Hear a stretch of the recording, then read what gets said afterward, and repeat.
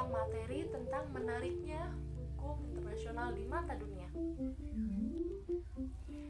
Pengertian hukum internasional itu sendiri apa sih?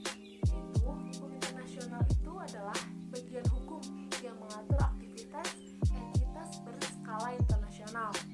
Nah, hukum internasional ini ada yang hukum perdata internasional dan hukum internasional publik. Nah, apa sih hukum perdata internasional itu? Yaitu keseluruhan kaidah-kaidah dan asas-asas hukum yang mengatur hubungan hukum perdata yang melintasi batas-batas negara. Sedangkan hukum internasional publik adalah keseluruhan kaidah-kaidah dan asas-asas hukum yang mengatur hubungan atau persoalan yang melintasi batas-batas negara yang bukan bersifat perdata. Lalu menurut Mokhtar Kusuma Atmaja, ada persamaan dan perbedaan antara kedua bidang tersebut. Persamaannya yaitu keduanya mengatur hubungan hukum yang melintasi batas-batas negara. Yaitu persamaannya, lalu perbedaannya adalah terletak pada sifat. Yang pertama, hukum perdata internasional mengatur tentang hubungan hukum perdata. Yang kedua, hukum internasional publik mengatur hubungan hukum yang tidak bersifat perdata. Perbedaan pun adanya hukum internasional publik yang aturan hukumnya benar-benar bersifat internasional. Ini hanya ada satu hukum yang berlaku bagi masyarakat internasional. Lalu ada hukum internasional, misalnya hukum internasional dirumuskan sebagai keseluruhan kaidah-kaidah dan asas-asas hukum yang mengatur hubungan atau persoalan melintasi batas-batas antara negara. Pertama, negara dengan negara. Yang kedua, negara dengan subjek hukum lain. Itu bukan negara. Lalu ketiga, subjek negara hukum bukan negara satu sama lain. Lalu ada hukum dunia dan hukum internasional. Hukum internasional dikenal juga dengan istilah hukum dunia. Itu bisa hukum internasional, bisa hukum dunia juga. Yaitu konsep yang mendasari hukum dunia ini banyak dipengaruhi oleh analogi dalam hukum tata negara.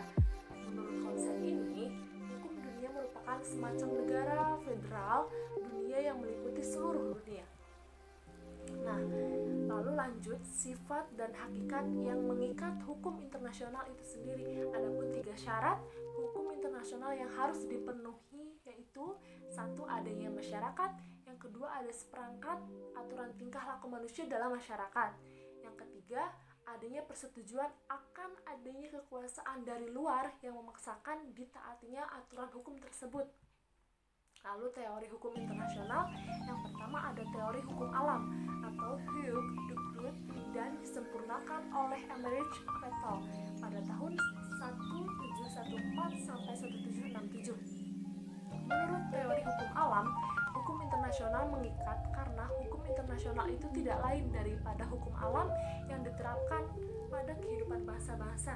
Dengan kata lain, negara-negara terikat pada hukum internasional dalam hubungannya satu dengan yang lainnya karena hukum internasional merupakan hukum tertinggi, yaitu hukum alam.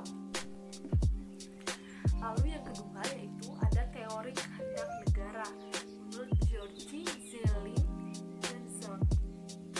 Nah, teori kehendak negara menyatakan tunduknya negara kepada hukum internasional adalah atas kemampuan negara-negara itu sendiri. Menurut teori ini, sumber dari segala hukum adalah negara, dan hukum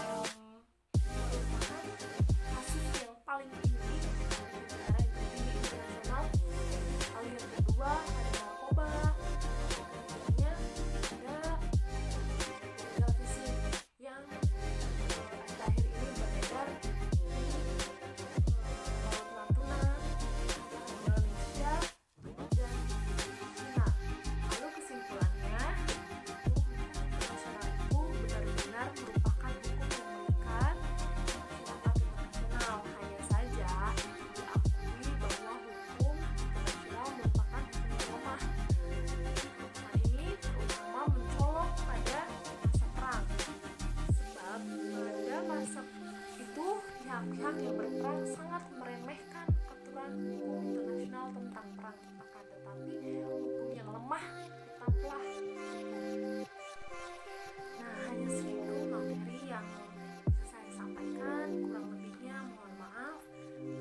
Sampai ketemu di materi-materi hukum internasional yang lainnya. Assalamualaikum warahmatullahi wabarakatuh.